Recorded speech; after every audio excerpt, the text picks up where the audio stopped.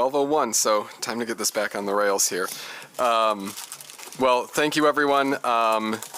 And to the membership of the public present, welcome to Mobile GR Commission meeting. The Commission provides input on mobility-related activities and programs to department staff and also makes recommendations to City Commission on policies related to these activities. As members of the public, we have an opportunity where you can provide comments.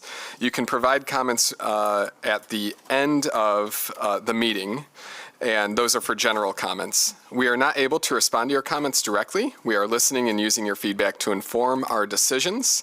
Thank you for taking the time to join us today. And can we get a roll call? Absolutely. I apologize if I mispronounced the name. Okay. Commissioner Patton?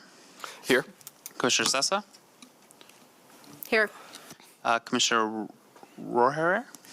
Here. Thank you. Commissioner Whistlelink? Here. Commissioner Rye? Here. Commissioner Miguel Cipriano? Present.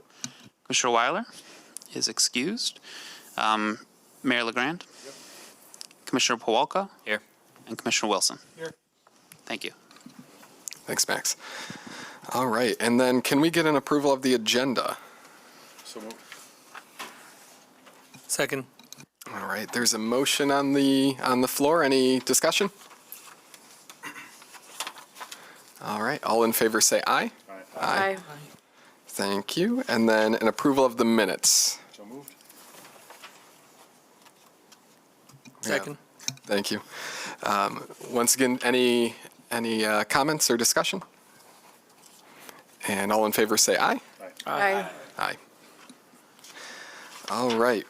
Any petitions or communications? No. Okay. Can I noticed that we do have a new member. Could I maybe right here ask for an introduction, if that's okay? And yeah. Hi, my name is Andy Rohr. I grew up in West Michigan. I left about 26 years ago to join the military and moved home last summer. I am an advocate for cyclists. I am an avid cyclist myself, and I am the executive director of the League of Michigan Bicyclists, but I live here in the city, and I am super proud to be home for, I guess, what's the coldest winter in 40 plus years. So it's been pretty cool to come back and actually enjoy a real winter because the Army isn't in very many cold places. So it's been fun, and I'm super, super happy to be back and excited to be part of the community again. Awesome. Thank you, Commissioner Rohr, for letting me put you on the spot there. Glad to have you a part of the commission. Seeing we have no action items, and I will let you know we have a couple of big discussions. I will go straight into discussion items, and I believe, Jessica, I'll hand it over to you and your team. Thank you so much. Okay, so welcome to our new commissioner. First of all, thank you very much. And we have just now had a chance to meet in person, so I'll be looking forward to getting to know you a little bit better. Thank you all for being here. We have a big discussion item that I promised you all back in, I believe in October, November. We had a conversation where we invited our friends from the Rapid to come and join us. And of course, you all have Kevin that sit on this board as well.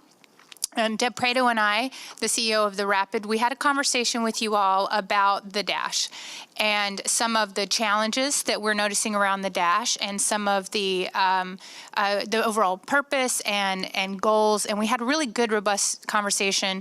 I promised you all I would come back if you would give me a few months, and I'd be back in February with an update. We have an update. I provided it for you in a memo form in your packet. I do want to point out that we had a little printing mistake in our packet, and you're missing one of the pages, but the packet that was posted online and the one you got in advance of this meeting in your email does have the correct memo in there. And Mary, you can see she's not here, and that's why we're calling roll here on our own.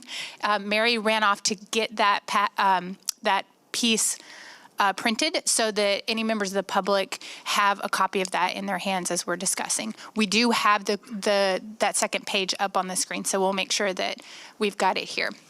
So if any of you are missing that information, please let me know, and I'll bring it up, whatever you need to refer to. So we do have Deb here. Somewhere, oh, hi, over there, because I know this discussion, you may have some questions directly for the Rapid. But what I'd like to do is turn this over to Max. Max helped run the engagement for the Dash 3.0 process, and that's the current route and model that you see right now and that the Dash operates on today. And so I want to turn this over to Max, and Max is going to lead this discussion. And I know you all are generally prepared. I know my packet went out a little bit late, so I'm hoping you all had a few moments to take a look at it. We'll start with Max, and we'll go through the information we have, and I'm really looking forward to your input and perspective on what we've presented today. Thank you, Jessica. So yeah, I think Jessica mentioned we want this to be a discussion, so I'm trying not to talk too much, but I will kind of lay a framework and a foundation here for the discussion. So overall, I think what we want to talk about is, one, our kind of our vision and our goals for Dash 3.0, and if we feel like we've achieved those goals. Two, we want to talk about some fiscal constraints and concerns we have with rising costs related to the Dash. And three, we want to talk about, the goal for the department is to support transit and mobility. And we want to have a larger discussion around if this is the best use of resources towards doing that goal. So again, an open discussion, but quickly, I just want to talk as someone who did the, engagement work and talk with the community a lot about Dash 3.0, which was our rerouting and consolidation of the north and west routes for the Dash in 2023. A big thing we heard from community was increased frequency, having a quick connected trip to as many parts of the downtown core as possible. I'm interested to have that conversation here today, but I can just say from my perspective, since then we've assessed a lot of this, and I think there's a few things that this has not been achieved with the current service. One of them is the frequency. Due to costs, we weren't able to achieve the level of frequency that we'd like with such a large footprint, and I think that's kind of one of the other major issues is we have this large footprint with Dash 3.0, which we were really excited about, reaching as much of the community as possible. However, I think we've spread it a bit too thin, and we're seeing a lot of the issues with primarily frequency, but also just the longer distances, the longer ride times to achieving this really kind of quick connective service that we're envisioning, at least with 3.0. When we talk with community, they really wanted to have the ability to connect and cross the river in a quick manner, to be able to go from certain parts of the downtown area to another. So we were hoping to bring that to a more wider region of the downtown area with the 3.0, and that was kind of the goal and the vision. But I think we lost a lot of that with, spreading it out. And that's just my opinion and assessment after talking, and we did some survey work, and we've kind of assessed it afterwards. And I think it's important to assess these things after we launch them. So again, that was the kind of vision we set. And now we are faced with rising fiscal costs related to keeping the exact same service. And again, that conversation about, what is the best use of these funds if the goal is to support transit and mobility in Grand Rapids. So our proposal here, our recommendation, and again, this is a conversation, so we're interested, is we have a more consolidated route that addresses the shorter trip times as well as the higher increased frequency. This is a temporary solution while we have this conversation. So this is something we're proposing that we try for this year. So we can see, does this achieve that level of frequency that we're hoping that allows folks to use the Dash as a connection service to other transit methods, to other parts, from our parking facilities to destinations, to allow for that single park experience where they're not, parking in multiple things, utilizing ramps that are often empty along this route. These are land that's designated for parking. We'd like to fill those spaces up and connect people. So again, this is a proposed recommendation for something that we can try and see how it goes and kind of see if it achieves some of the goals while we have this larger discussion about the rising costs associated with operating the service, as well as, if this is the best use of mobile GR resources to support that vision of enabling transit, helping transit, as well as mobility efforts throughout the city. So with that being said, I'm happy to answer any questions people have, but also happy to just open to the floor and people's thoughts on these kind of discussion. Thanks, Max. I have a few thoughts, but I'll try to limit it to three. Try to train people to have your First thought is, having worked on this in 2023 alongside you and the rest of the team, I'm wondering what coordination looks like with the Rapid. I recall that in like the 11th hour, plans switched and we really had to sprint. That could have been a shortcoming on the part of the Rapid, or it could have been a shortcoming on our end. I don't recall, but I do remember suddenly getting a memo saying the drivers aren't there. We had to rework the route, and that was really disappointing and very frustrating. So I want to make sure that that doesn't happen again, and what we might be able to do. So if that was on our team, Yep. then to find out, if that was the case. But if it's on the Rapid, how to ensure that that doesn't happen again, and have that on the record. Yeah, so I think, from my experience then versus now, I think there is a lot, especially for Mobile GR, we do a lot of visionary work where we're like, this is the goal that we're trying to achieve. And then there's an operational side of it of what is achievable with the resources we have. And I think those conversations, I was only involved in the engagement side before, but now we're having those conversations very frankly. And that's what this conversation is about. It's like, we want to achieve our vision, but if operationally or fiscally it's not possible, then I think we should have that candid conversation and realize what's possible, what can we achieve, and what's the best use of those, ultimately limited resources. We're talking about millions of dollars, so it's a lot of money, but it is, we can't achieve everything with that level of resources. So it's talking about that prioritization. Totally understand. It's not municipal work if you don't have to do maybe a couple different times, or if there's some kind of delay. I totally understand that. Second point, I want to make sure that we do it. This map that's in front of me looks very familiar. Yeah, It looks like the map that we designed initially. it does. And it looks different than what's currently in use because at the time we were pressured internally from sitting leadership to move to Leonard. It didn't make any sense. We were told not to talk about it, and we were pressured to do that. That's not acceptable. I want to make sure that we don't have that happen again. This clearly works. It looks like it works now because this is what we're constrained to do. What would it have been like? What would our budget have looked like if we had listened to our planners and our team from the very beginning? I'm hoping that that we have the resolve to stick to our plans. We have new leadership here. I'm really pleased with Jessica's leadership, so I hope that we can stand strong with the work that we're doing, and that this is what works best. But that was pressure from the business community. I think the business community does a lot of good things, a lot of things right. In that sense, it was wrong. They had to have trusted what we knew to be right, that it was going to lead to longer lead times, it was going to mess up the route. It was constantly using the term, it was like putting a twin sheet on a queen mattress. Every time we tried to fix something, it would pop out on the other end. Yeah. We have to take in, because of course the business community is a stakeholder, but they're not the biggest voice, they're not the final say. We have to leave it in the hands of the experts. And finally, there was a lot left on the cutting room for Dash. I'm really hoping in this iteration that we bring some of those things back. It's wayfinding. Ultimately, we're not competing against, or we shouldn't be looking at other cities for what they might be doing in their transportation, because we're not competing with Minneapolis or Los Angeles. We're competing with our residents' attention and their mobility uses, and that's a car. That's a multi-billion-dollar industry. So we do have to go back and revisit those plans and what that might look like.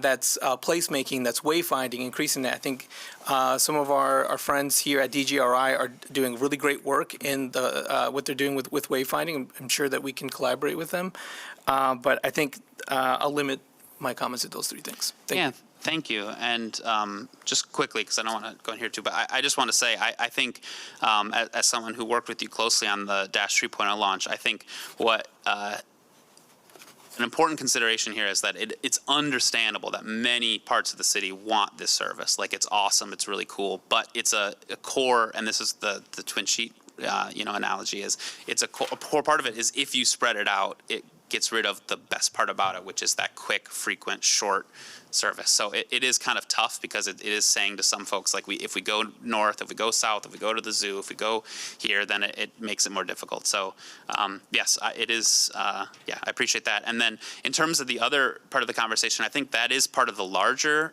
discussion we want to have, which is what's the best use for these funds? Again, we're talking about millions of dollars that we are committed to supporting transit. And so that could be like doing reductions here to the service to provide things things like wayfinding and other stuff, or other ways that we can support transit. So just open to that kind of discussion point, like what you think is the most efficient way we can use these resources to support transit.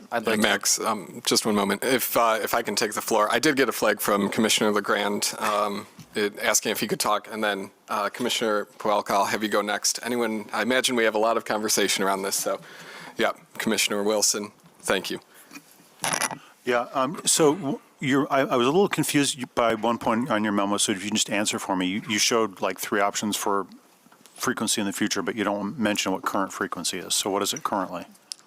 Current frequency is 15 minutes. Okay. The reason I didn't put that in there is because, well, I did. I did a 15-minute, 10-minute, and an 8-minute frequency service model in there to give you some apples-to-apples comparison of the cost today versus what the cost would look like if you looked at 15-minute frequency for each.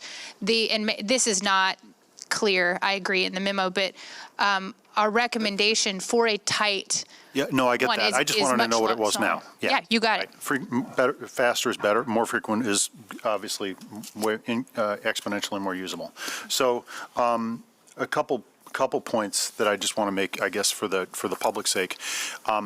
You can invoke rising costs anytime, any year for any program because we live in a world with inflation. So there are always going to be rising costs. But what your specific, I just want to amplify your point, which is that I happen to sit on the Rapid, and the Rapid did an analysis of the actual cost of their provision of services, and them doing a pass through where they're not. Frankly, where the Rapid isn't subsidizing the Dash, meant that they reevaluated, and that's the increase in cost. So it's not like we're saying, gee, inflation made us do this, or the increased cost of eggs or something. I mean, this is an operational reanalysis that's bringing us to the table on this. So I just wanted to flag that. Couple things that I like the experimental theme. I mean, we don't have to be thinking forever, right?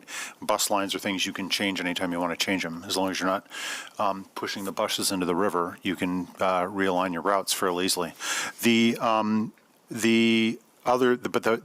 other thing I'd love to see, and this is just a general, I'll get to this in final comments too, but in this instance, I would love to see an update of a refresh of this map that showed where micro transit collector points were, because I tend to think, I mean, this threads the needle. This does 2 things very well. One is it gets you across the river, which is hard to get across on foot.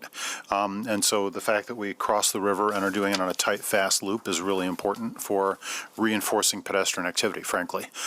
It's easy to walk to Fifth Third Bank. It's hard to walk across the river. It's an emotional barrier. So I think that core function is great. And the other is, it's a pretty good if you gave a school kid a map of all of our big parking lots and said, can you draw a line that connects all these? They'd come up with something that was fairly close to this. The reason I'm emphasizing the micro collector sites, though, is like we're having a conversation right now about if you're going to go to the soccer stadium and you're going to park, you can park within a 20-minute walk feasibly. If you're going to come down and spend the evening at it, you don't need to park 10 feet away from the soccer stadium. You can park within a 20-minute walk, which means your potential parking locations is really a pretty big circle. Same thing with the amphitheater. Well, you can reinforce that behavior a lot if we map out that last mile of transit to the soccer stadium and the arena that was independent of the Dash, but that really talks to the Dash too. So if I knew that I could take my bike and drop it, at the corner of Cherry and Ionia there and get downtown, that's going to make me a lot more inclined to use the Dash than if I get to the corner of Cherry Ionia, I look around mournfully for a place to put my bike, and there isn't one. One of the things I think we're really behind the curve on generally here, and I say this is somebody who bikes when it doesn't look like this, I can list on one hand the number of places I go to where it's really obvious to me where I park my bike. So if we want to make the Dash successful, I think our huge key is not just how do we connect this to cars, but how do we connect this to last mile transit. So modeling that out and thinking that out. So 2 things. One is, where would you put your bike if you were touching this Dash route? But then where does your bike come from if you're renting it? So if you're in Heritage Hill, do we want to beef up those collector spots for Lime? Just like I'll ride my own bike, but what if somebody wants to rent a bike, come down to the arena, get on the dash to do it? So I think there's lots of opportunity to feed into multimodal transportation. And this is sort of a map of like, how does this talk to the bus? And you've got that. And how does it talk to cars? Because you get the lots fixed in here. But we don't really have how does this talk to micromobility. So long comment, but thank you. Thanks. I guess I'm just a little sad about this, frankly. I'd like to understand better the costs increase, the 28%. That seems quite high. It is very laid out in our packet, of course, but I'm curious how that reflects across the entire Rapid system. And frankly, I think this will impact ridership of the Dash very much so negatively. We've seen ridership increase always on the Dash. Obviously, these past few months, it's decreased minorly because of environmental concerns. But I find this to be a step in the wrong direction. Personally, I find the Dash, we would get the most bang for our buck with through supporting the residents and people of Grand Rapids that use downtown probably most likely for work and entertainment. I hear a lot of concern from like the Chamber of Commerce and business owners and stuff about how employees are going to get downtown to work. I imagine a lot of those employees currently use the Dash to get downtown to work.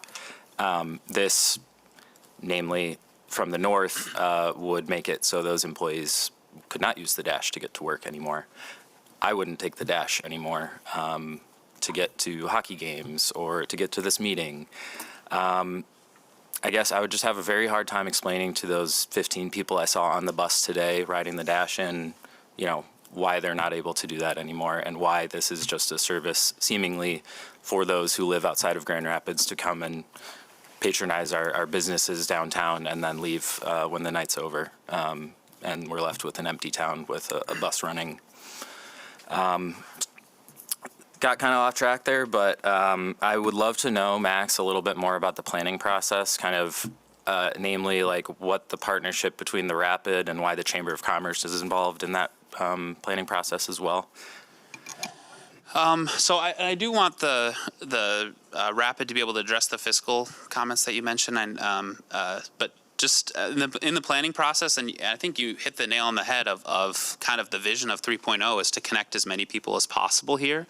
And I think working with the Rapid on this, which is what my primary role has been, talking with them through it, and this is why I want to have this conversation about how can we best utilize these resources to support transit, because what you mentioned serves a small group of people really well to the north, and I don't mean to be small in like a dismissive way, but like if we look at it through the whole city, when I go out and engage with community, whether it's Boston Square or Roosevelt Park, or they're like, we don't get anything from the Dash, and it's frustrating that you're investing so much in this one specific area. So I think it is more about like what's the best, if the goal and Ken mentioned this goal in 3.0 was like the Dash is great here, what if we include this area and this area, then it becomes more difficult from a planning perspective to say like we'd have to take over the whole city, and then we're competing with the Rapid, and it seems really duplicative effort wise. So I completely agree, and I love the Dash like so much, and sometimes it's tough for me to say like if we shrink it, that does feel like a step backward, but I think it is more of a looking at it like if we're trying to get people so they can feel like they can come to downtown, we should find ways to support I think the Rapid or other or other mobility options to do that, because I think it's going to be really difficult to achieve all those goals through the Dash. Yeah, and I guess I view the goals of the Dash differently than I guess Mobile GR does. So that's probably a disconnect on our part. I would suggest that we review the mission of the Dash and question how we can actually help the residents of the city navigate our city in an efficient and cheap manner. Also, though, could you speak to the chamber's involvement in the planning process on this, please? It's mentioned in the memo. I'm just curious because, DGRI, which I assume is part of the chamber, connected somehow provides about 11% of the DASH funding. Yeah. That Absolutely. to me- So I think primarily to Ken's point, there was a lot of business interest in expanding to the north. So the discussions were with those same folks if they felt like removing that would be what were their thoughts on that? The involvement with the Chamber of Commerce is similar to engaging with this group and others and just saying like, what's your point of view of how this impacts you? But primarily this is a discussion between the Rapid and the Mobile GR. And I will just say, I think I could be wrong, but I think our visions are very aligned here. I think the main thing that we are trying to kind of pose here is the vision is a department vision to support transit and mobility and not specifically for the DASH. So if it is through the DASH, then that's, I'm interested in opinions on that, but it is more high level from a department level. Like if we're supporting transit and mobility, is the DASH the best way to do that for the city and for Mobile GR? Okay, and one final thing. I'm so sorry. This will be quick. But basically, our options here, I just want to be clear with everyone and confirm my understandings. Basically, if we do not reach a new operating agreement with the Rapid for next year, like funding runs out and the DASH just goes away, right? So like if we were not to adopt this and say, let's continue service as is the Rapid able to provide that, provided we pay their extra 28%? So part of my job as the director is to manage the department's budget, and the financial impact of increasing costs on the current route is not financially sustainable. And the reason I say that is because you start to look at investing a large majority of parking revenues in one mobility program. And as Max was pointing out, there's only limited resources. And so we need to be conscious about how are we investing parking revenue funds in mobility work. And we need to be transparent about that. And this body does not make financial and operational decisions. We do take your input and your perspective, and we're really inviting that today because it will shape the recommendations that we make. I think what you're pointing out is that first of all, I would not recommend continuing to invest in the DASH at its current state. There are too many larger conversations that it needs to shift in some way. And that is what we're asking for input here. Leaving it the way that it is in the model that we're working does not meet the intended mission as one of the tools that we use as a city to meet the mission of investing and supporting transit and mobility in the city. Okay, let me take that back. It does, but at what cost? And so I think taking in the financial reality of the percentage of the funds that are available to us to support one mobility program that's got some challenges, that's the conversation is this where you would recommend putting this much money into a program, one program? Which I think that you've pointed out too, and this is interesting, is maybe we're not aligned on what the mission is there. So I think that when we talk about it, we got to look at the bigger mission, and then how are we investing city resources in general? Thinking not about like Mobile GR, we're just one little piece of it. And then how are the greater city resources being invested to reach those goals of mobility? Mobility is one of the focus areas of the City Commission. So I think this is something that you all get the opportunity to advise on and to make recommendations based on kind of your perspective. But as a department director managing a $25 million program, I'm suggesting that we think about some guardrails around how much we should really be investing and not just at any cost. I know Commissioner Pawelka, you good? Okay. I still want to make sure I'm getting to everyone. I have Commissioner Wilson up next and then Vice Chair Ray after. I also, but if I may, if we can get a little deeper into, because I think that's something I've noticed, what this body believes, as a collective maybe, believes what the dash should be and what it was ultimately, what the overall intent of the dash was from the start. And even to that point of, potentially a reminder of how it has been funded, how it currently is funded. I think to Commissioner Miguel Cipriano's point, there was funding to get it to Monroe, as I understand, and now what this is saying, or what this recommended dash route looks like, is we may not be trying to go after those funds either. So I'm wondering if you can kind of tell me if I'm wrong too, but if you can give an intent, and then maybe that could help us with a springboard, and I'll go back to Commissioner Wilson. Sure. So on the, second page of your memo, I believe it is. Yeah, second page. What is the DASH? DASH program was established to support downtown circulation by providing convenient short trip transit option for residents, employees, visitors. Program is intended to improve access to downtown destinations without requiring a personal vehicle, reduce short vehicle trips and pressure on parking during peak periods, support downtown economic activity and events, and complement regional fixed route transit service. Pretty tall order. We do the best we can. And so that's, I think that kind of gets to your determined purpose. There are some comments about Monroe funding and I think there's a little confusion on how the DASH is funded. The DASH is paid for out of parking revenue. We have some support from partners at DGRI, and that's about $400,000 a year.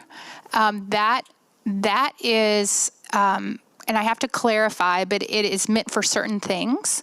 And then part of that, because DGRI is the kind of the overarching thing, part of that is the North Monroe Tifa district, and that's about $100,000. And it's just, if we, and that was part of the contribution to loop up around the Monroe area. And as you can see, the recommended smaller route doesn't touch that. So it's essentially, that hasn't been said, this will be pulled, but because it doesn't touch that area, maybe the Tifa district would have another use of those funds that contributes to transit or mobility in some other way. That's not up to us. That's kind of a partnership that they, kind of got on board with.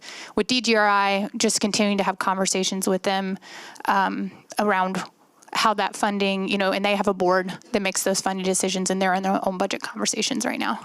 Okay, that was my misunderstanding with Monroe, so thank you for clarifying. Yeah, the only other thing, and maybe Ken can help me, Ken, were you referring to the talent grant that was just awarded to the city? I'm sorry, I was writing it down. Your microphone.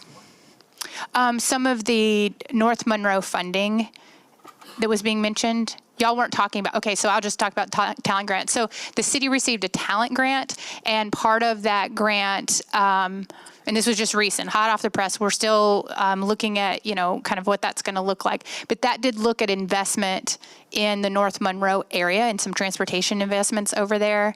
And that's not attached to DASH funding. DASH funding is parking funds. We just happen to have very, very helpful. And I think Stefan pointed out it's about a 15-18% of the greater operational cost, which is fantastic. We love having help. So, quick question. What time under this new thing on Friday and Saturdays is the DASH going to run for? How late on Friday and Saturday? So in the current prediction, the hours would not change, so it would go until midnight. Okay, so kind of the thing that I'm looking at, and this kind of goes into one of our partners here, kind of as you can see the map where it goes right into where a lot of young people are, especially GV, especially tying into the Laker line. And so for a lot of people that are younger, especially, that are coming from Grand Valley or living in West Grand, the problem is, as you can imagine, they're staying out maybe a little bit past midnight, maybe 1 a.m., maybe slightly past 2 a.m., when a lot of the clubs and bars later on close. So I think especially where the line is, it goes right through the West Grand area, right by the Laker line. And I think also we should talk to our partners at GVSU saying, hey, the Laker line should, because I think on weekends they stop at 10 or 11, which, if you're getting students back, you should probably have that open a little bit later on weekends. But I would love to see us try and obviously this doesn't help with the whole budget discussion, but I'd love to see us be able to find a way to have it open, whether it be specifically for some places that close at 1 or like right after 2, because 1, obviously going to cut down on drunk driving, and then 2, like we're a vibrant city in terms of alcohol consumption, right? And so I think for a lot of young people specifically in that area, if we can give them an option to, obviously the only option is really Uber or walk. If we can give them an option to not drive and, do that, I think that'd be really useful, keeping the current or the route that's proposed and also just adding the times. And I think, if there's a way that we can look at it, I think in 3.0, that would service obviously more people, get more ridership and solve, more systemic societal problem of, alcohol and driving. Absolutely, thank you. And I think that is a great point to bring into this larger discussion of ways to support, the transit system. Like they have to pay by operating hour, and that's something that we can help, possibly, and this is just me suggesting, but it's like it's a use of funds that we could use.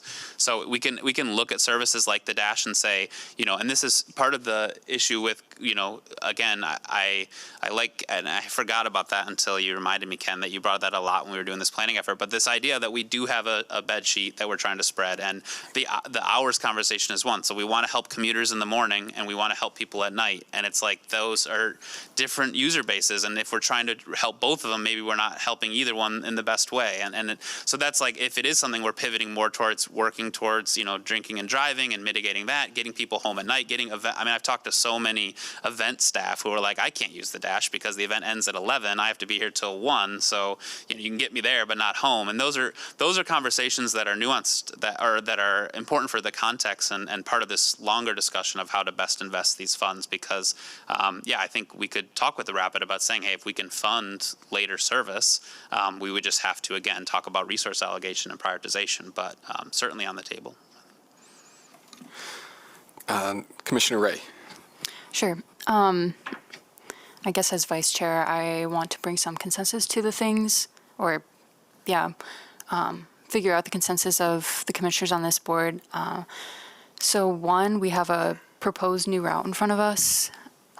It has a shorter route length, but is more frequent.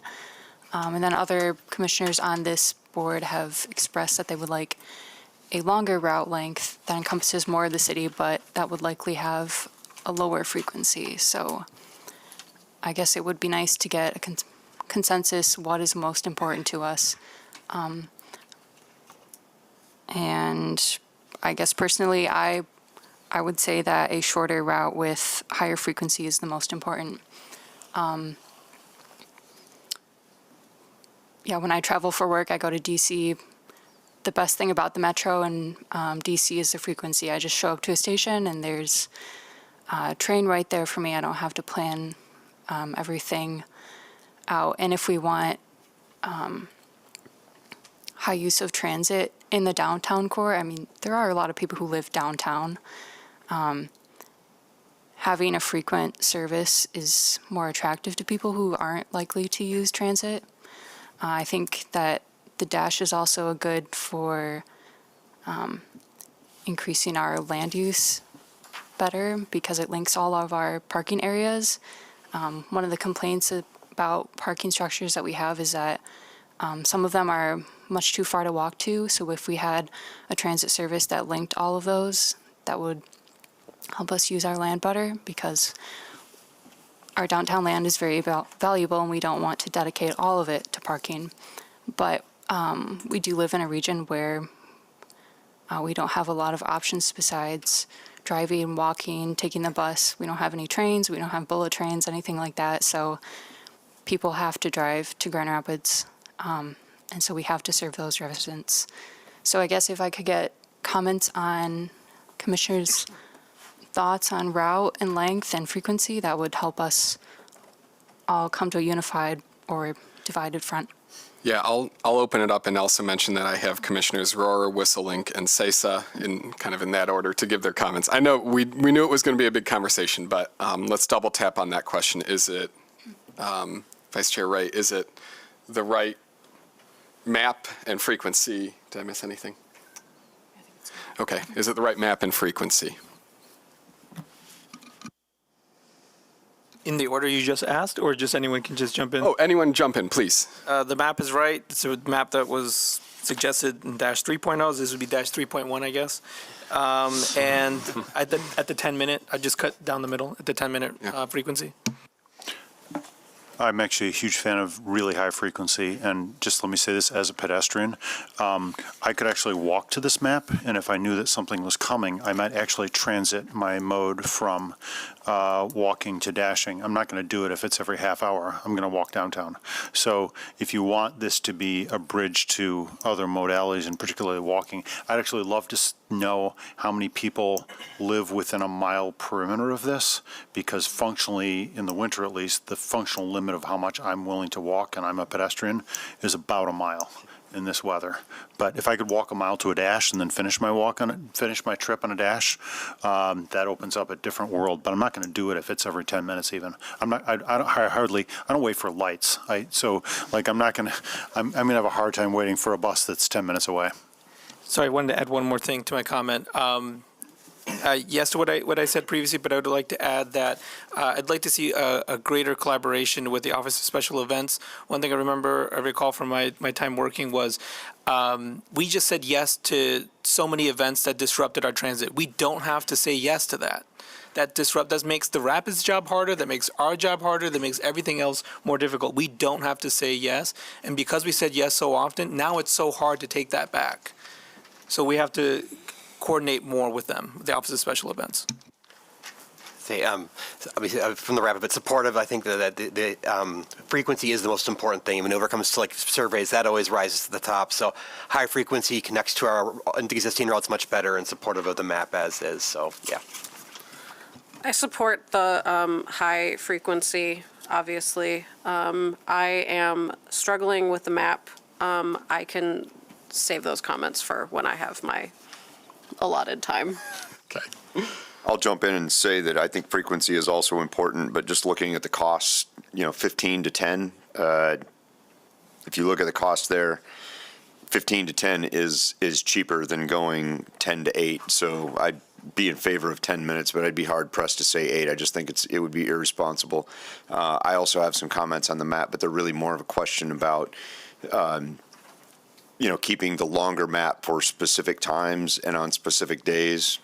If you can get where I'm going during the typical commuting times, maybe keeping the current map, but only for a specific set of hours, Monday through Friday working days, excepting holidays, and then for special events or for weekends using the shorter map, because the goal there is, I think what this map seeks to achieve is higher use, or well, let me rephrase that, incentivizing people who are driving into the city to use the parking ramps outside of the downtown area and then using the dash to get into the downtown area. So I would just consider maybe having two maps and a well-published or well-publicized, hours for each of those. I want to keep this open too for, those specific questions. Yeah, I can just say, I think with higher frequency, that's how you get more consistent riders. So, I think that's probably the way to go. Frequency over everything. Okay, and I'll put my vote in. I would say I would lean more toward an aggressive frequency, that 8 minutes. I think of 10 minutes as, at what point am I thinking I might as well just walk, So, all right. We'll move to more comments with Commissioner Rohr. Vice Chair Ray, were you all set? All right, Commissioner Rohr. Thanks. So I'll go back to the hours. What I'm thinking of. I'm also quite familiar with the transit system in Washington D.C. as well as several transit systems in Europe, and I would tell you that the frequency and also the routes of use in a lot of really in cities that have very well-developed transit systems, they don't have a one-size-fits-all route or a one-size-fits-all frequency. I can imagine, maybe we need to use 8 minutes during the commuting periods or during a peak time on a weekend where we understand there's going to be a lot of people coming to either the amphitheater, the soccer stadium, et cetera. But then in some of the off times, midday Saturday, do we need to really run every 8 minutes? You look at a Sunday afternoon, yes, having it running, but maybe every 15 minutes in certain parts of the day. And I know it's a little more challenging to schedule, but on the flip side, I think that's us allowing to get to the most effective use of the dollars at the times when people need it the most and when people will be incentivized to use it because we've made it really easy to use at the times we want to reduce vehicle traffic. So I would recommend we look a little bit harder at, making sure there's not a one-size-fits-all. Thank you. Commissioner Whistling. Yeah, I guess I already commented that in support of this is, I think, as I mentioned before, I mean, anytime you look at transit and use of that, consistency and frequency is really important. I mean, personally, I've been lately getting from Rapid Central Station to the Y, and with the current dash alignment in terms of the kind of windy plus the frequency, it actually never makes sense. It always makes sense to use something else. So having this as a core that our other fixed route network can build into and hopefully grow over time and serve the downtown venues, I'm fully supportive of the direction this is going. And obviously, I mean, it's a budgetary thing, but more frequent, the better. Yeah. Thank you. And Commissioner Sessa. Thank you. So, yeah, similar to Commissioner Pawelka, I have some concerns with the map. And I believe that my primary issue here is one of transparency. So, Max, you say, that you've done these surveys, you've talked with all these stakeholders, partners, et cetera, but I haven't actually seen the results of those surveys. So it's hard for me to make any decision based on information that I don't have. And, a lot of conversations have been referenced just today that I had no idea were a thing that happened. I don't have the background of why, it was extended up to Leonard or why it was not. So I'm just, and even some of the conversations about the challenges, those haven't been enumerated beyond the fiscal challenge, which I completely understand as it is today. And I agree with the operation challenge, especially removing the winding route to the south end of it. I actually have no problem with that. I think that makes a lot of sense. But other than that, I'm struggling a bit because to me it seems like we're taking a program that is highly successful and has been regularly increasing ridership.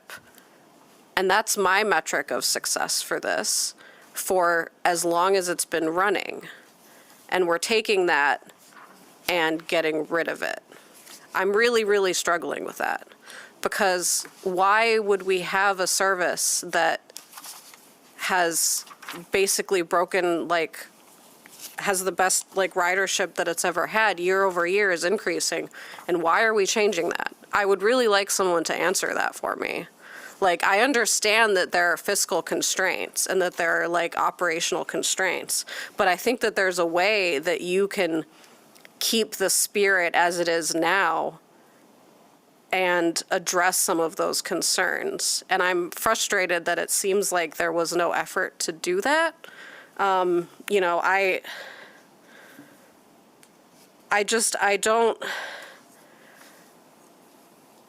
I don't support a world where we are effectively defunding transit.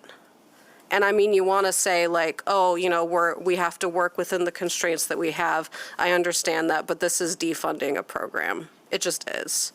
And, it's about priorities for where are we spending our money. Okay, if we can't fully support the dash with the constraints that we have today, why aren't we going out and finding new partners? Why aren't we going out and figuring out how we can achieve the service that we have in a way that makes sense? And I guess I would like to see, honestly, more transparency in how we talk about this. What are the issues beyond the money and beyond the operational costs? If those are the only two things, why have we removed half of the route?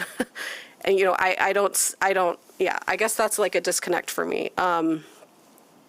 But yeah, another thing, we say here in the dash, like, the program is intended to improve access to downtown destinations without requiring a personal vehicle. Okay, I mean, as it is today, for a small subset of people, I do recognize that. It's never going to serve everyone. That is true. However, this map is designed entirely around parking, which requires a personal vehicle by definition.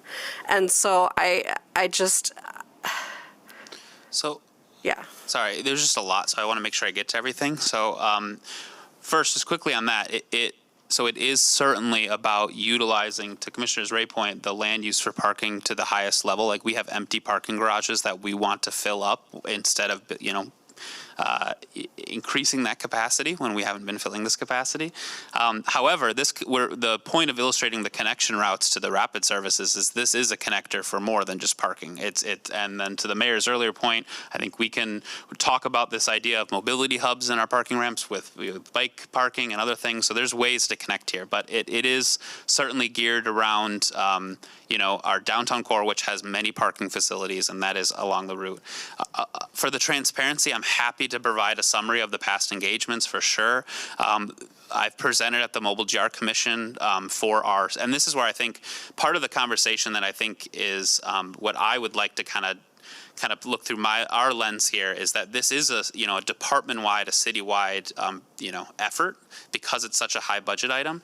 And when we do our citywide surveys, above cost, above safety even, is convenience, what people are looking for here. And that's where the frequency and the short route time seems so important to try to help the folks who are coming to the downtown core through whatever means, whether it's transit, micromobility, or driving a vehicle. So that's part of where that came from. But you're right, the ridership has increased. However, I think when you look at KPIs and metrics, you have to add context to that. And if the goal here is just to do as much ridership as possible, like I said, it's good to get aligned on that goal, but I don't know if that is necessarily Mobile GR's main goal. Our goal is to support transit in the city. And if we look at it relative to dollars spent, we're struggling to see, especially with the cost increases, that this is a good return on investment for the ridership. So while ridership is going up for Dash, it's about, are we supporting as many people as possible? Things like helping to pay for services to go later for the Rapid, or ways to subsidize transit in other ways, I think are part of an important conversation. And that's where so the engagement, I can certainly be more transparent. We've shared that stuff over years, and all those things, and that includes anecdotal conversations, includes survey efforts, includes focus groups we held. We held a fantastic, and I can't wait to report on that, this focus group effort with GVMC, where we talked with people who were for lack of a better word, forced to use transit. So these were people who are not doing it by choice, and it was fascinating and interesting. And there's so much information from those engagement sessions that I think we can share here. But I just want to say I apologize for not being as transparent. I'm happy to commit to that going forward. Shortly, I can give a summary and share it out. But yeah, I do think the kind of thing that I really am interested in opinions here is, so we're talking about reallocating funds, not just defunding.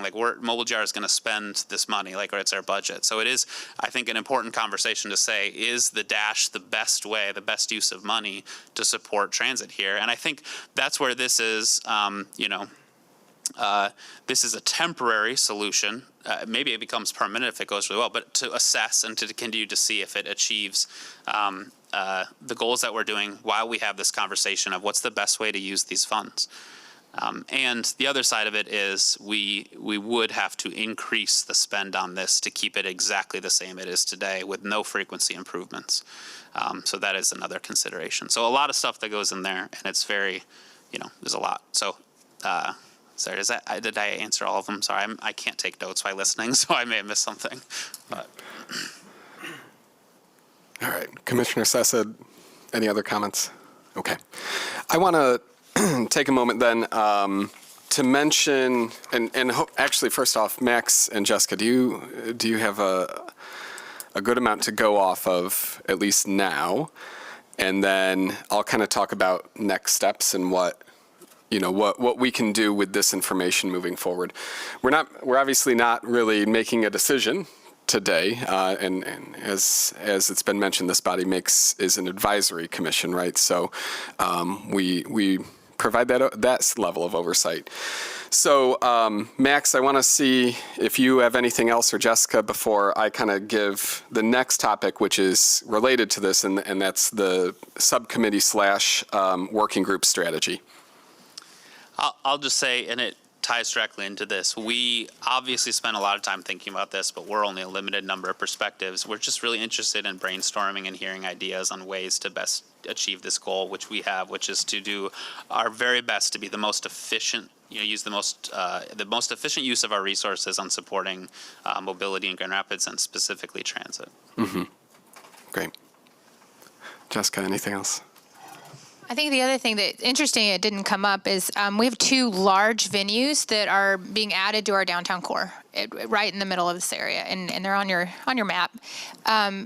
It's unavoidable to chat about how we're going to move people in and out of those, and so I was excited to hear some of the conversations about frequency and also flexing a schedule, your operations to meet the demands of an event. One of the things that we're learning, and Max is putting together some information to come back and chat with you all about the preparations that we are making to help have a vibrant downtown experience for our visitors and residents and everyone that's going to be coming downtown. One of the things that we're finding out is that there are we at a half dozen or more events this summer alone where we will have a triple whammy, is what I'm calling it. We will have a sold-out show at the DeVos, or a sold-out show at the amphitheater, a sold-out show at the arena, and we will have a cultural event downtown. You were looking at drawing crowds, sizes that we've never seen before. And in downtown, except for about once a year, we see that level of crowds that come down to see the fireworks on Independence Day. So think about the fireworks draw. Think about what it's like to be down here. It's hard to walk down here during that time, which is fantastic. To me, that is the true urban experience. And so think about having that happen a half a dozen times for the first time, all in one summer. So we are thinking very carefully about what all are the tools we have in our toolbox to add to that. And I think it's important to think about some of the opportunities we have here with something like a trialing a different dash route that has a high frequency, that is flexing to a special event where we know, and when I say we know, it's because tickets get sold and we work with the venues and figure out. I don't know if y'all know, that's how we staff for events. We know when an event's going to happen and how many tickets are sold a few days in advance, a week if we're lucky, and then we staff. That's how we know how many booth attendants to have out, how many traffic control folks to have out, how many supervisors to have on shift, because we're 24/7. So when you're thinking about the portfolio of operations that Mobile GR is tasked with for the city, we are running parking operations, and we're running them for high demand events, and we are looking forward to how to prepare for these big additions to downtown. So thinking about that and thinking about how we're weaving those operations together, this is one of those things where you all have an opportunity to think about how could we better serve those high demand times with something like the Dash. And so that's why I mentioned in the memo the event management traffic plan that was put together for both of those venues, and the city staff, there's a larger cross-departmental group that has worked together with the developers of those programs to come up with traffic management strategies. And when I say traffic management, we are encompassing all types of traffic. So whether you're moving with your feet or you're rolling or you're in a vehicle with 2 of your best friends going to an event, we're looking at how do we move people around the city, into the city, and then, we'd like them to just stay like that. We didn't really worry about them leaving, but, how do we get folks around once they're here, and how we do that safely, and how do we do that conveniently, which is another thing that the folks prioritize over a lot of things that, you would think that they wouldn't. So these are all things that are kind of packed in to that twin mattress cover you were talking about. These are all the things that we're packing in. And so those are really key components and opportunities to use this tool and try something and see where we go, where it goes and how it works, and if we can be successful in a different way. Yeah. I noticed too, and I want to add two thoughts of mine on this. One is, one thing I heard was just the overall idea of serving a population that's not Grand Rapids. And when I look at this map or any map that came before it, as a resident of the Third Ward, I look at it and say, if the idea or if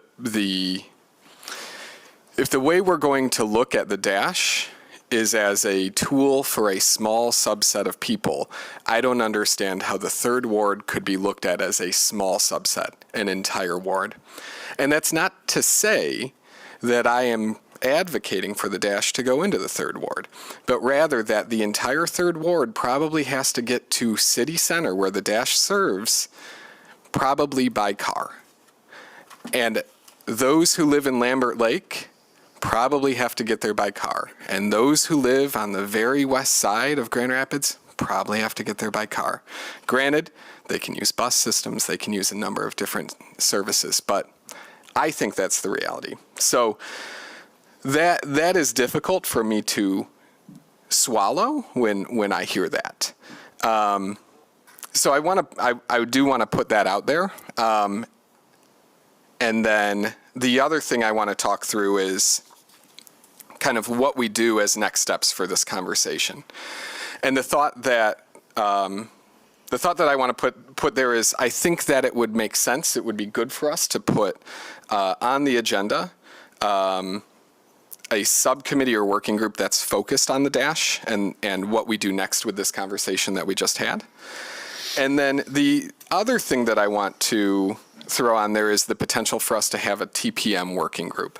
And that is, TDM, thank you. That's my workforce development, talent pipeline management, sorry. All right, TDM. And so transportation demand management, thank you. So those are two things that I think there's a lot of focus when we talk about the community master plan. It is very important for us to look at how we use those as tools, both the dash and the TDM. So in order for us to focus these conversations, and then I would also be remiss if I didn't acknowledge the fact that we lost with 4 previous commissioners really all of our business focus and all of our business representation.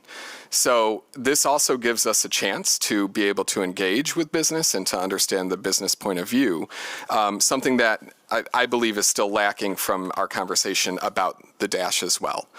So moving forward, I think I'd like to put out there, think about whether or not you want to be a part of either of these working groups as we start to establish them. And I think, and Jessica, remind me, would it be wise for us to start gathering interest? And then obviously we have to make a motion and approve establishing this working group. But would that be for a next meeting type situation? Tell me more what you mean about gathering interest. Well, I'm putting out there that we have 2 working groups that we might want to establish, right? Obviously, we need to vote to establish them. I'm asking now, would we want to have people saying, yes, I would like to be a part of that? Or do we need to set it up first? You could do it either way. If you all feel as a body that you need to take some time to think about that's timing's up to you. But if you're like today, you're like, no, I'm very interested, I'd like to be engaged. The thing I just want to remind you all is don't put enough folks on there that you've got some sort of a quorum. And also with working groups, you may invite other community members or experts or what have you to help inform your conversations. Okay. I would like to entertain, as a next step for the dash conversation, I would like to see if anyone would have a motion to create a working group on the dash specifically. So moved. Second. Okay, we have a motion on the floor. Any discussion on it? Okay. All in favor say aye. Aye. All right. So let's establish that, and then can I get any interest from this body as well as any recommendation for who we would like represented on this? So we'll start with interest here. Okay. Commissioner Wisselink, Commissioner Miguel Cipriano, Commissioner Powelka, am I saying it right? All right. Did I see Commissioner Rohrer? And I want to make sure too, we have to stay under how many commissioners? I want to be, so for a quorum. I hesitated to nominate Josh Lunger, but he was on Mobile GR in the past. What? I know. He doesn't add to quorum. Okay.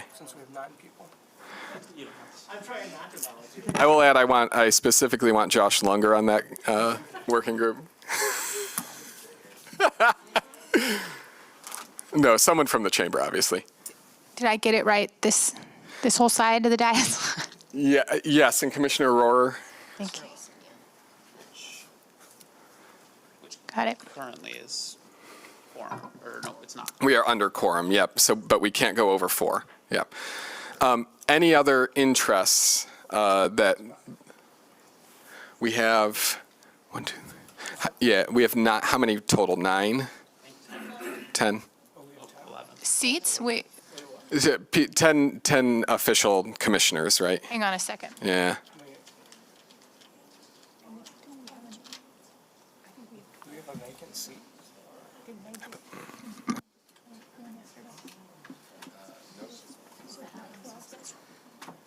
We're in the process of We- adding. And Yeah, adding, math is hard. I believe yesterday, the commission approved the 12th seat. Okay. I think we have 1 open seat, so we have 12 total right now. So we can add 1 more person.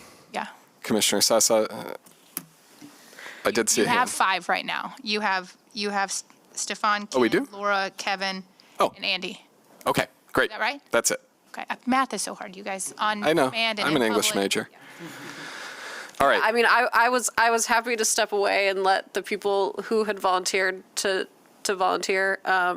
I would be interested in one, or like you mentioned the TDM too. I might be more interested in that one. So if we have to like manage our time, then yeah. Okay, yeah, yeah.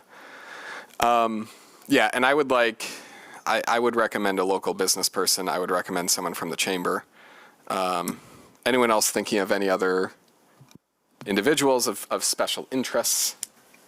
A Corridor Improvement Authority Corridor, chairs or members. So we got the West Grand or there, and then also someone from GVMC. Yeah. I like those, yeah. Maybe somebody from Grand Valley State to talk about service for their students. Yeah, I like all of those. I want to keep it also manageable too, so Well, I'm not clear on the scope of this at this point. I mean, we've got a budget to get done. I think if you want to have a standing committee this size that's going to talk about the dash, there's no harm in that. But I don't think that it's realistic to think that you can get a subcommittee going in February that's going to have meaningful input before. I think this group has to come up with some guidance for Mobile GR for this year's budget. I just want to point that out. And if I may, that might be my fault too, Commissioner LeGrand. I think there are 2 things at work here that that I didn't make clear. One is, obviously, yeah, we have to make a choice on, and really, Mobile GR has to make a choice on updates to the dash. I think that needs to happen with the budget looming, and realistically, this does need to happen. So there are going to be steps, if I'm not mistaken, to update the dash. I think the point of this group would be to say, hey, let's dig into it. Let's see if this is actually fulfilling the needs of our city and of the stakeholders. Does it make sense for us to spend this money on the dash? And is it accomplishing what we want it to accomplish? From my point of view, I look at it and I say, ridership is an output, not an outcome. So what are the outcomes that we want to see from the dash? And if the dash isn't achieving those outcomes, can it realistically achieve them? Or is it better for us to think of other ways to achieve that? That's how I would put it. Yep, got it. Yep. Thank you for that too. I'll play my newbie card. So I think I understand these are standing working group ideas on kind of longer term conversations that we have around both of these programs. I think that's a great way to go. With the DASH conversations, I just want to echo with the mayor and what Chad is saying about timing. So, the DASH program continues to live on. And I think the working group is a great way to get some feedback and thoughts and perspectives on that program. Now, the iteration that we're in today, and remember I talked about that amphitheater, it opens in how many working days? Josh knows. May 15th is when it opens. And then there are some operational deadlines that we need to meet if we want to make any changes. The Rapid is open to having some changes to our program in advance of the amphitheater to help add to that mobility picture. And we're moving forward with discussing what that looks like, but they have some operational deadlines in March. So your ability to weigh in on in a timely fashion on shifts that could be made to help prepare for the amphitheater, we're a little behind the eight ball on that particular conversation. This is that conversation. Now, if a subgroup wants to continue to have conversations about the Dash as a whole and have those conversations about, you want to, it sounds like there's some conversations that to talk about what is the purpose and the vision and the goal and that kind of thing. I think that could be an appropriate conversation at a subcommittee level. But for operational decisions we're making in this fiscal year and next fiscal year, you were in the middle of budget, as the mayor pointed out, and literally this is in the hand of the commission. So feedback sooner rather than later is very helpful right now, if you would like that to be timely considered. Does this make sense? Like, we're doing our best to keep moving forward. Yeah, that Okay. makes sense to me. Yeah, I'll make sure. Does that make sense to everyone? And once again, thank you, Mayor LaGrand, for pushing me to give that clarity. Okay, the other one, and we can start it, we can look at it now or hold off on it. I do think that we do have a conversation coming up about TDM.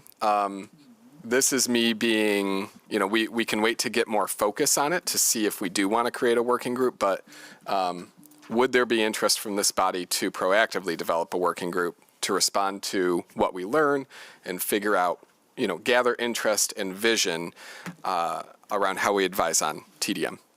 Yes, I think that would be helpful for long-term goals. Those would be beneficial conversations. Then I will ask if there is a motion for that. I'll make motion. Okay, we have a motion on the floor. Any discussion? There's a current TDM group organized through GVMC that I'm a part of that we might want to consider this conversation if it's duplicative or not. So I can speak to that and I can give a little bit of a scope here. So yeah, a part as well.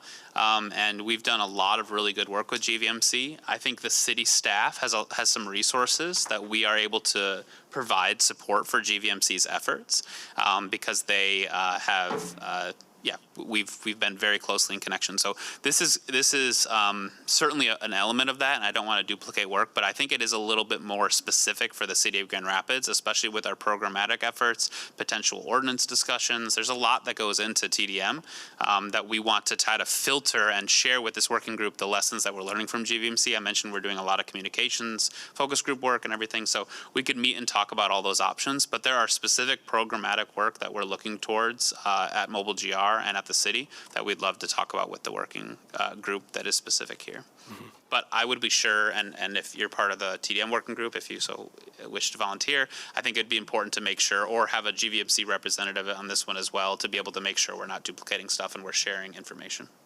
Yep. I would argue probably we want to have a Grand Rapids specific idea relative to GVMC.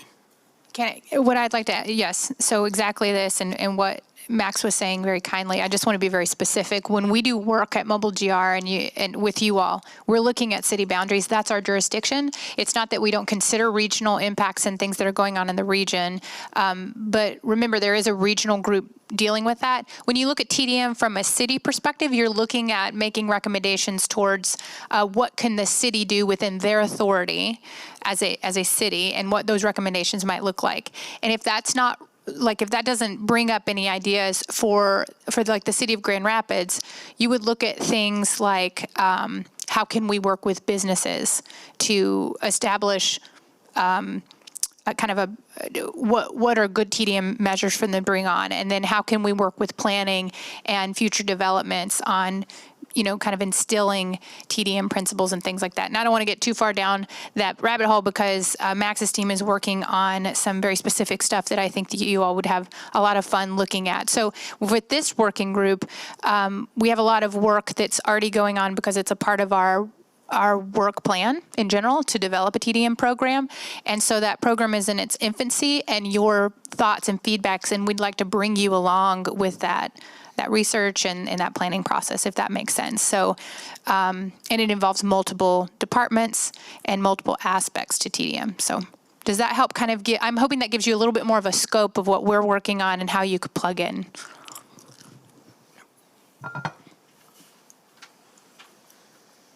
All right. Motion still on the floor. Any other discussion? All right. All in favor, say aye. Aye. Aye. Aye. Okay. So then at this point then, same thing, who from this body would want to be a part of this working group? Okay. Commissioner Sessa? Vice Chair Ray? I will be happy, yeah, I'm happy to be on one. I'll do some work.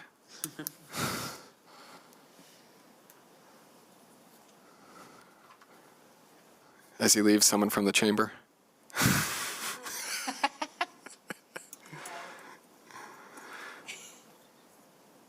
Obviously, coordination, someone from GVMC.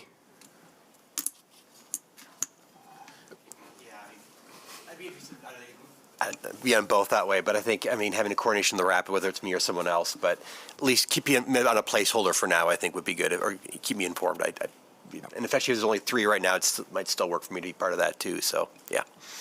And I do think a recommendation I would have is, and we can work with some city staff, but maybe some other department representation. Jessica mentioned there are multiple departments, whether it be planning or, public works or operational groups that I think have a lot to say on this matter, and it impacts them a lot.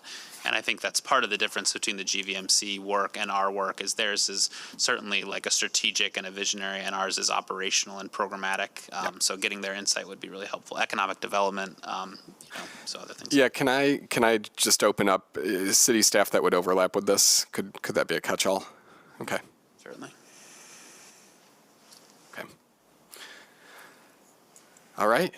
Then if there's nothing else, I think we're ready to move on to updates. All right, thank you. So you've got your updates in your packet.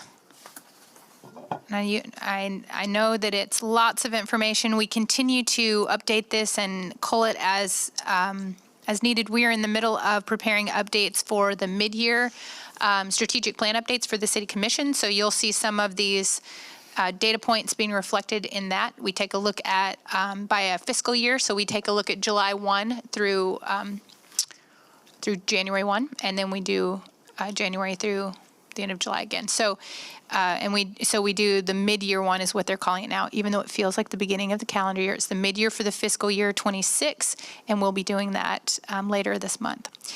Also let's see, what are other updates? Did I jump one? Did I jump Laura's update? You did, but Oops. I'll just go ahead and pass it back to you then. Okay, yeah. So Jessica wanted me to have a standing opportunity to give an update as the Mobile GR Commission representative on the Vital Streets Oversight Commission. I've been this representative for I think 2 years. I don't know, as long as I've been on Mobile GR, pretty much. I've been doing that. So the Vital Streets Oversight Commission is a much more focused group, I would say, than this group. We mainly are there to, I would say, be stewards of the Vital Streets project, and how that funding for road improvement is allocated. We meet roughly 4 or 5 times a year, I think, so not nearly as much as this group does. our last meeting was in January. We had a very robust discussion around like street design and how like the designs are developed and how the public engagement work is done on the street design projects. And I think a lot of it is very relevant to the mobility blueprint work that the mobile GR department will be doing. So yeah, just that's it. Thanks, Laura. And with our records, Laura was appointed to the Vital Streets Oversight Commission on April the 9th, 2024, and then reappointed again this December. And the reason that's a little weird like that is because I believe Laura was put into a appointment that was vacated. So finished that out and then reappointed again. So and the nomination was made at the March 2024 Mobile GR meeting. So it was right before I got here. And so and I am trying to think if anyone is here that was there. Maybe Stefan. Kevin was on the board at that time, 2 years ago. Yeah. And then, of course, you, Laura, because you were voted. So this board, that is one of your authorities. You are the nominating authority for a Mobile GR Commission representative on the Vital Streets Oversight Commission. I didn't know that when I took this job. We figured it out, and Laura came to me one day and said, I'm the Mobile GR rep, and I was like, really? Interesting. So we figured that all out, and so at some point when Laura does leave us, it's not forever, very sad, that will be one of the things that I'll remind you of all to reappoint your representative on the the Vital Streets Oversight Commission. Thank you so much. I'll add the intent of this agenda item now is to be more intentional about getting these Correct. updates as well. Yep. Correct. And I appreciate Laura taking that on and also for committing to giving us a little update when available. The other update here is I do try to write you all a little director's update before we get together, just to keep you up to date on little things that you might not want to take much time during your meeting to talk through, but just so that you are, I'm giving you a little touch base. So we're in the middle of budget prep. We've heard about that a little bit today. I did give you the link to the budget office website, and that's a great place to kind of get to know what the budget process is like. You will be seeing lots more information soon, where the budget office will publish when the city commission will review those things and stuff. Right now, this time of year is when departments are working together to get their budgets put together. And then we have, you know, big conversations. It's a huge process. The dash was our promised conversation here today. I really want to show my appreciation for all of your thoughtful comments and your engagement in that conversation. It is hard to have disagreement, and it's even harder to get consensus, right? And so I really appreciate you all working towards that and having a really helpful and valuable conversation. And we'll take your thoughts back and continue to work on this, and I will keep you updated on how that's going. The mobility blueprint. So yesterday I presented to the City Commission on the mobility blueprint as a way to better coordinate how we are developing our capital projects to develop a safe for all user transportation system. I've included the memo that was sent to the City Commission in this packet, just so you all are aware of the conversation. It was recorded, and you're welcome to have a conversation, or, you know, kind of ask me any questions that you have. Mayor LeGrand was there, and I just want to invite the mayor to add anything if you want to about the discussion that we had yesterday at City Commission around the blueprint. So just briefly, I reiterated there what I've been saying a lot recently, which is I think it's a great opportunity for us, and it is the right move. We should be doing this kind of long-range planning, but I also think that philosophically, I keep urging my colleagues in the city to think experimentally. And so, yes, we can change dash routes tomorrow. If we decided A, we could change our minds a month later, right? But I think that's also true of a lot of street design planning potentially. So to give you a single example, we could try demarcating bike lanes with green paint instead of white paint. And if, it increased crashes, we could change the color of the paint back without too much work. So the space of things that are quick, cheap, and reversible, I think we can keep working in that space even as we work on long-range planning. And I think that we can do both of those at the same time. And I think it's really important because there are things like bike lane continuity, which I think we can do temporary things that will increase utility a lot, even if we're moving towards a long-term goal. So that was the point I made there. Thank you. In the memo, I did reflect back on what we have been hearing. And when I say we, I mean the city staff, and it's cross-departmental that works on projects in the right-of-way. And one of those notes was directly about you all and the conversations that we have been having around connected and consistent networks and how that is a priority for a vibrant city.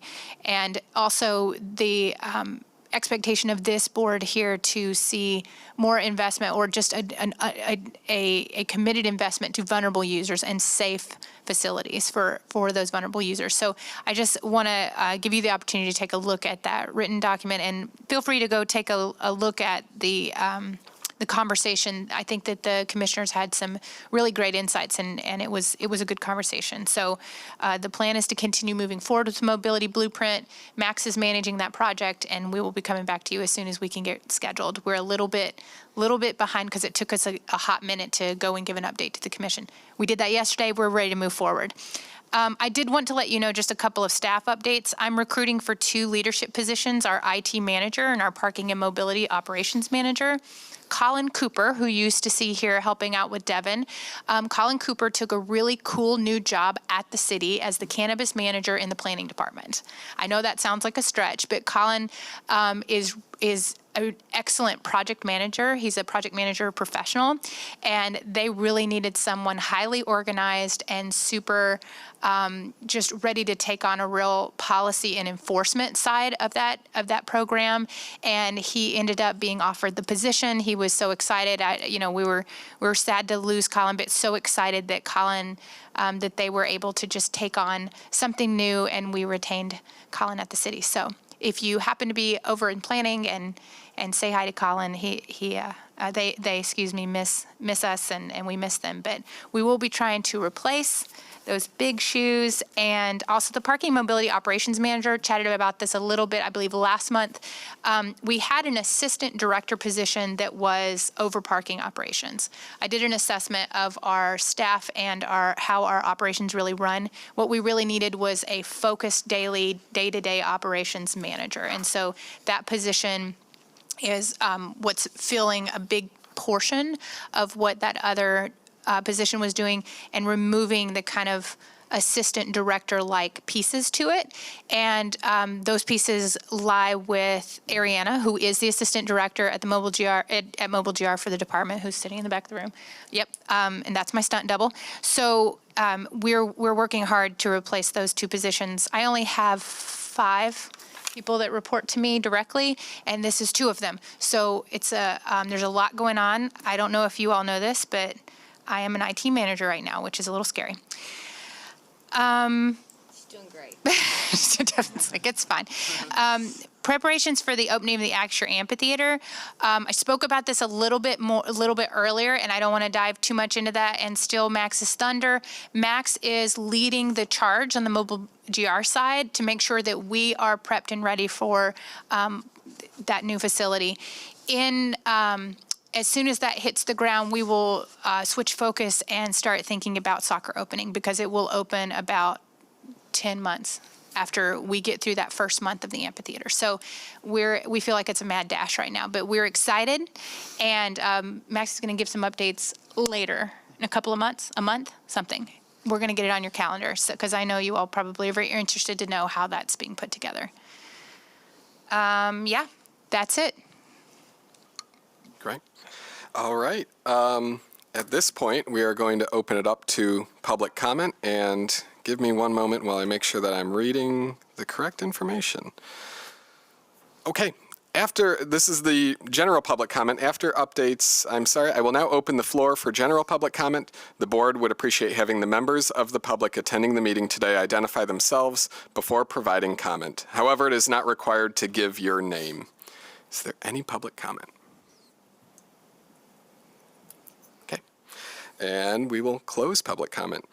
And then finally, we have commissioner comments, and I noticed that that I did not open up any, if you had any questions about the MGRC updates. So if you have any questions, now would be the time to. Commissioner LeGrand, I saw you. Yep. And then Commissioner Miguel Cipriano after.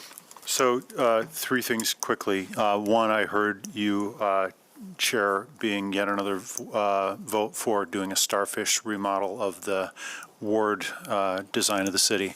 Wards are drawn so human beings can vote. Yes, the third ward does not include any of downtown, but as you can see, if you look out the windows, it's where all the pointy buildings are. There are more jobs downtown than there are anywhere else. There are more, and there are going to be a growing number of residents downtown. So, I think that healthy cities pay attention to their downtowns in different ways than they pay attention to things. So, yeah, there's lots of the first ward that can't walk to the dash lot. There's lots of the second ward that can't walk to the dash route, and there's lots of the third ward that can't too. I live half a block away from the third ward, so this map would cut my pedestrian commute downtown in half. So it's not just about cars. It actually, if it was frequent enough, I might be a consumer of it as part of my pedestrian transportation. The second thing I would love, I'm a very visual person, and I will just say that I finally pried out of somebody's hands, and I forget who, a map, an actual picture of the bike lane on Division before it was built, and I had a couple comments, neither of which got integrated into the ultimate design. But we have a long list of stuff that's happening on roads. I would love to see drawings of that, because if it just says traffic calming on this street, maybe that means putting in caltrops and tire shredders. Maybe it means putting in bumps, speed bumps. Maybe it means putting in pedestrian bulb outs. So there's a lot of ground to be covered there. So I also would love to see us do any future bulb outs in a way that accommodates the possible continuity of bikes across those. So if you ramp up one side and ramp down the other side, they're not things that force bikes out into traffic. And then you have to have a hard surface across the bulb out itself. I think we shouldn't do any more bulb outs that don't assume that aren't built in a way that a bike could drive across them. The third thing I'd say is I'd love, again, just to reiterate this question of, we've traditionally in the city thought of collector lots for cars. We are in a world now where we have a lot of other mobility options, and collector spots for those, I think are something that we should really lean into thinking about, particularly if we're going to have 40,000 people downtown, leaning into how to have those people disperse their load, but also how to get, like, somebody who lives in Heritage Hill not driving to the soccer stadium. Well, that would be a real accomplishment. So, the best parking spot is the one that doesn't have to exist because no one needed to drive there. So I'd love to have a more thinking about how we do collector lots for those. But also, and I just want to give you props for this, a couple of years ago I was at least perceiving a lot more chaos in terms of like where people were randomly dropping their scooters and bikes. Way less now. So I think we've got to keep an eye on making sure that we don't create a nuisance when we do these kinds of things, but I think that's much better than it was a couple of years ago. So that's all I got. Thanks. I've got 6 comments. I'll cycle through them really quickly. As a resident of the South Side, I feel as if Dash does serve the Third Ward in the Forgotten First. I don't have a car. I use transit for my main transportation or biking, so I use the Silver Line, the 1, the 24, the 2, and the 4, and sometimes you can flex the 5 and 6 using the 24. And so for those of you who are like confused, you don't use transit, and then you don't know that it does serve it. And for those that know those lines immediately, and you can put it in their head like, yep, those do get you downtown. And our team did design it, made sure in this map, when I saw this map, I sat down, I'm like, this looks really familiar because it looks just like the map that we created and ensured that the Dash, the 3.0, had these touch points in it. My second point is the DPZs near the Dash stops. We have an amazing human on staff at Mobile GR, Kristen Bennett. I don't understand how this person gets work done with the mountain of work that she gets through, and still has time to do all these other things. But 2020 is when DPZs were installed. Kristen Bennett had that role to do that, and then Dash 3.0 was in 2023. I think even with that gap, she was still able to find ways to put DPZs close to Dash stops. Point number 3, snow and ice removal reporting. I saw that the city paused the review and the enforcement on that. Sorry, that's probably likely because of me. I've been reporting so many properties. I had brought this up months before as well. I think that's great for property owners that it's been paused, but this highlights a broken aspect of the process. We don't need to punish property owners anymore, but now we know the limits of the abilities of their abilities to clear the sidewalks. And so that's where we have to step in and find ways to innovate. It's in our city strategic plan, find ways to innovate to clear those sidewalks, because I had just been watching the Shawshank Redemption, and that scene where he's like, who looks down at people's feet, waiting for the bus and looking down at people's feet down in the Third Ward, and everyone's wearing sneakers. And I remember that too, before I was as upwardly mobile as I am now, and I can, buy a $120 pair of good boots that I'd buy once. Every summer I had stinky sneakers, and I just thought that's what I have is stinky sneakers. But it was because I had one pair of sneakers, and I'd walk around in the snow, and that would stink it up. And then you wear it for the rest of the year because you get one pair of shoes a year if you're lucky. And everywhere I see today, walking on the bus, everyone's wearing sneakers. We need to be able to clear these sidewalks. This is an issue for those that ride the bus. We should coordinate with local businesses or institutions to piggy off, maybe an MOU, because right where Corewell Health's properties line stops, or GVSU or any other business, those sidewalks are cleared down to the pavement. They get it done somehow. Maybe we can find an MOU between them to get that work done. Number 4, Dash funding is not there, as we've been talking about. This is tied to parking rates. These blurbs that make it out there make it sound like the rates will be raised for no reason. That's a decision. Decisions made in the past make it appear that these rates were taken off their schedule for like nearly a decade. So we're running into a problem that's been being shoved down underneath the rug. These rates would help fund, to my understanding, some of the issues that we're talking about with Dash funding. My 5th point, let's see. I think parking rates, it feels like a straw man argument for business owners. I remember, and that was almost 10 years ago, having business owners come in and rally and talk about against, the rise of parking rates, and how their employees would be suffering, and it seemed really honest and empathetic. But then I thought, you're the one that's paying them. You could pay them more. You could advocate for other mobility issues. So I ended up going undercover for 3 months and working as a dishwasher downtown, and asking coworkers and observing their transit needs. And it wasn't, I need to have free parking. Overwhelmingly, they were trying to get out early to catch the last bus, or they were carpooling with everyone else. So, I didn't write everything down. My intention was only 1 month, but I ended up doing 3. And that was during the winter time. And then the last point I'll make is our EV system. I'm looking forward to faster chargers. Something I brought up last time is like maybe an overnight multi-day ability for certain users. Ran into several issues again. You get there and the charger's down at 3.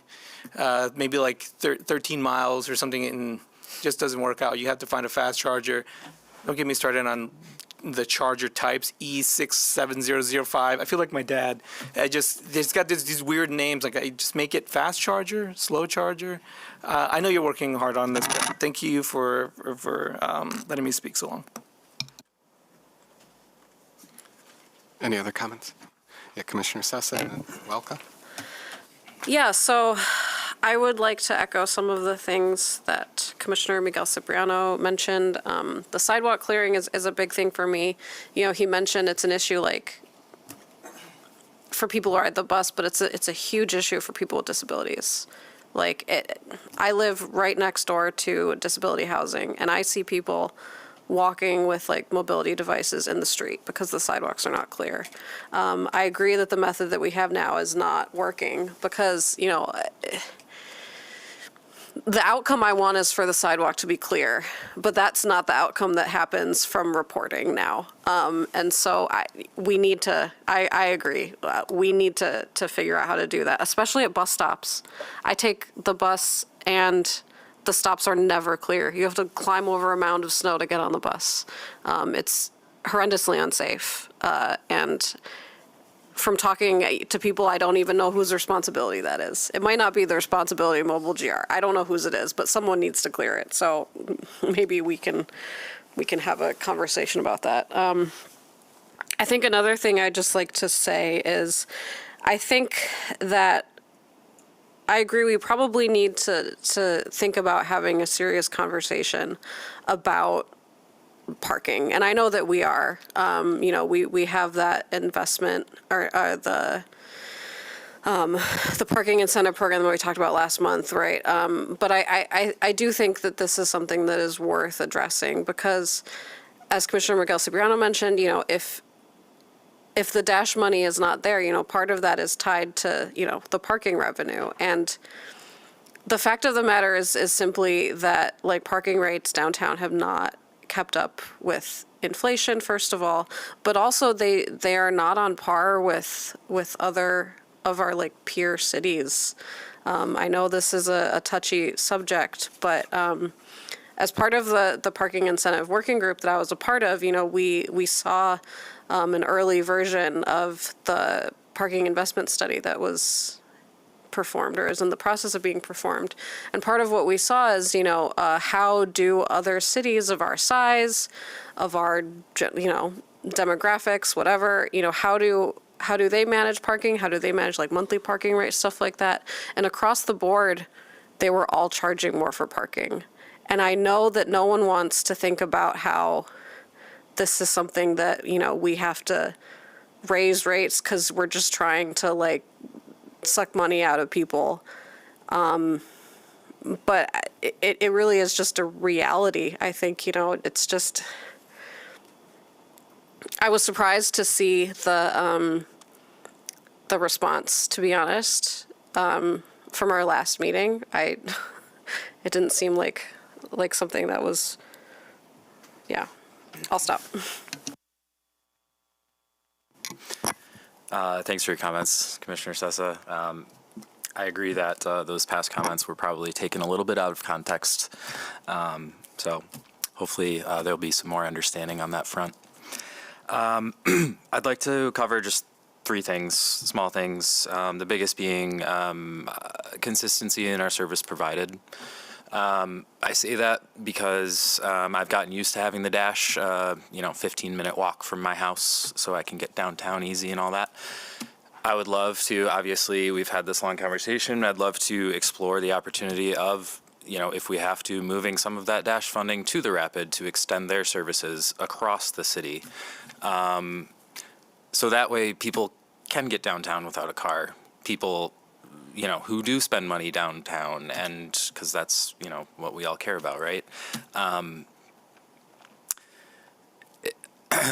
all for experimentation, but as long as we don't disrupt what folks are used to, I guess, from a service we provide already. So just saying, hey, tomorrow the dash is going to be different, that's going to catastrophically affect probably thousands of people's lives on a daily basis. So that needs to be very carefully considered. I'd love to see some ridership projections for this new line. Like Max was saying earlier, is ridership our key performance indicator? Could be not. I would say it should be.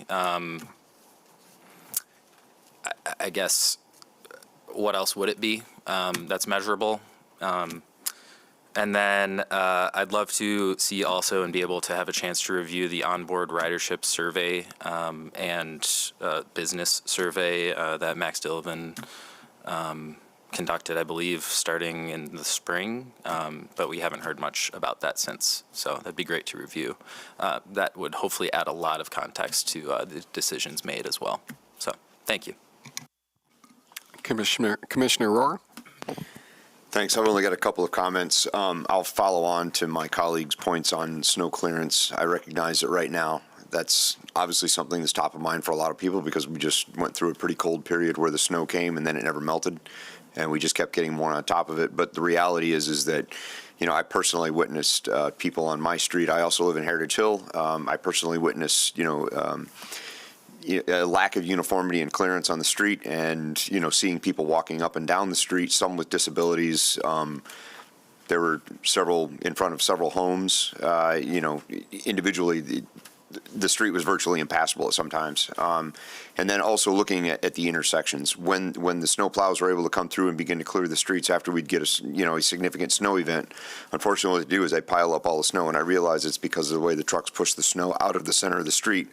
They pile it up so that pedestrians can't get across the streets. And then I watched a woman in a motorized wheelchair. She was actually unable to get off the sidewalk and cross the street without the assistance of two other people, one of whom stopped their car and got out and actually helped to lift her motorized wheelchair over 6, 7, 8 inches of snow. There was no possible way she would have gotten over it without assistance. I realize that it requires us to purchase equipment that can clear that, or that somebody has to go and manually clear it. But I think we really got to consider how we're providing that, because there are people in the city that are not using cars to move around, that are using the sidewalks, and because of disabilities that they personally have, they're impacted by this piled up snow. When we essentially trap people in concrete islands where they can't get from one place to another because of that. So I don't know how we solve it, but I think we really need to start thinking about it. And the time to think about that is not when the snow is on the ground, but before it gets here. So I think we've got another year to worry about it, but we're not quite out of winter yet, but I think we have time to really think about how do we get after that issue. The other one's parking. I will second Commissioner Sess's point. I've been away from West Michigan for a long time, lived in a few other places, and holy cow, when I finally moved home and I actually started driving a car around the city again, I could not believe how cheap or free it was to park my car. It was refreshing. On the other hand, I find it a little bit absurd that we charge so little for parking, or in some cases, if you just drive one more block, you can just park your car for free. I'm not advocating for higher costs for parking, but I'm advocating that we need to really think about what are we trying to incentivize by how we lay out the parking scheme, how we charge for it. And I think we have to be really clear as a city when we tell people if the prices go up, what we're doing with that increased money. Some of it's just to maintain the parking infrastructure we have, but some of it is to support Dash. If we're using it as a direct support for Dash, we need to tell people what it supports so they understand. You go here to park, you're actually subsidizing your own ride on the Dash if you're using it. Oh, by the way, if you're not, park here, use the Dash because you're paying for it. And that we begin to incentivize different behaviors, and I think that we end up with better results as well. The last thing, bicycles near and dear to my own heart, but I would say that one thing that I've noticed, riding my bicycle around the city, I think we could do a better job as a city to also look at as a mobility option. If you give cyclists an opportunity to park their bicycles. And I know we do it in some places, but if we start being more uniform about how we provide it across the city, people will make that choice. Bicycles are frequently stolen, and people will make a conscious choice to not use a bicycle for short-range trips because they don't have a place, or they don't believe that they can reliably park it, secure it, and leave it while they do whatever they went to do, and have that bicycle there when they come back 30 minutes, 45 minutes, 60 minutes later. So it's something I think we should think about as we start thinking long-term about how to make, how to give people mobility options. Thanks. I'm curious about the reception of the mobility blueprint, and if we have a better idea if we can have good cross-department collaboration, especially with regard to connecting our disconnected bicycle network. Yeah, I guess if you want to weigh in on that. Can you ask it again? I didn't really understand the question. Yeah, I was curious about the reception of the mobility blueprint when it was presented to the city commission. Do we have like a better idea if we can have good cross-department collaboration with completing the bicycle network, perhaps getting more staff to plan and standardize our design? Yeah, I think that I think it would be helpful for all of you to take a look at the conversation that was had yesterday. Those types of points were covered, and in the memo too about what the blueprint does. And I think just to be clear, the presentation yesterday was about what's going on and kind of all of these things that you all have talked about and what the community is talking about. And you're bringing up a really good point about the connected consistency, and then how can we operationalize those visions. And the blueprint, of course, hasn't been done yet. And so during that planning process, I think there'll be more opportunity to explore some of the things that you're curious about. All right. One thing for me, and I want to put a finer point on this on my third ward comments too, because without hopefully being provocative, I agree with Mayor LeGrand. We need strong cities, and I want to make sure we're seeing that people in the third ward are probably also a part of that group that wants to come downtown. And ultimately, I do see the dash in the first map as, helping those who might drive and park to get to our city. And then also in map 2, seeing those taking public transit, the dash supports them to get there too. So all avenues leading to downtown, I'm all for it. So hopefully that clears up my comments. All right, at this point, I'll ask if there are any comments. We've gotten that. I would just like to clear something up before you all adjourn. Mobile GR does not handle snow clearing in any way, shape, or form. We have heard your comments, and we've passed that along to Public Works. I appreciate you all noting this as an issue, and it's, thank you for bringing it up. I can't help you. I don't know how else to say this. Well, you can't help us yet. Oh my gosh. Well, I'm just saying, right now I have a portfolio of work, and that does not include snow clearing. No, absolutely. So just so this body, if this body wants to think about it, I'm just going to tell you some things that are pretty incontrovertible. One is that there was a comprehensive rework of road funding at the state level, and that means that there are going to be more resources coming to the city, and there's granular detail about that. But it certainly is true that one could imagine a world in which there are cities who plow sidewalks, and that has cost. And one can imagine commissioning a study to figure out how much that would cost. And there's been some piloting. That I can help you with. Right, exactly. So the question of I think Mobile GR might properly be a recipient of funding to commission a study to model it out. Mobile GR is not going to run the plows. That's, Jessica, you're absolutely right. But if the question was, if it costs a gajillion dollars to do sidewalk plowing and we'd have to, and it's not feasible, that's one thing.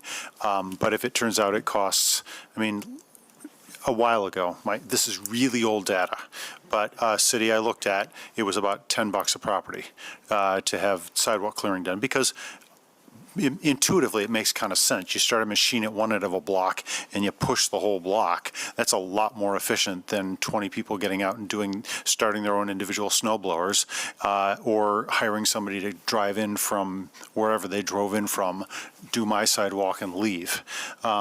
So it is a place where obviously the government could really provide efficiency. Now, I will tell you where other cities have done this, the real risk is that you create skating rinks. If you don't do it well, you create a bunch of ice. And so I've seen cities where I would really rather not have them come along and tried. I'd rather walk on snowpack than on an ice rink. So, there's some complexity to the application, but the first question is like, is it even possible? And I think it'd be an exciting thing to talk about. And I don't know any group that would think about this properly as a visioning thing. We're not going to implement, but to your point. Time to brush off my final report. That's what once upon a time we did run it at Mobile GR. So anyway, so the other little note is I said we don't do any snow clearing. That's wrong. If you have any feedback or thoughts about snow clearing in parking lots, parking ramps, the sidewalks in front of our buildings, that isn't. We're also some of those folks that have to do our own. So we do take care of that. I just want to make that clear.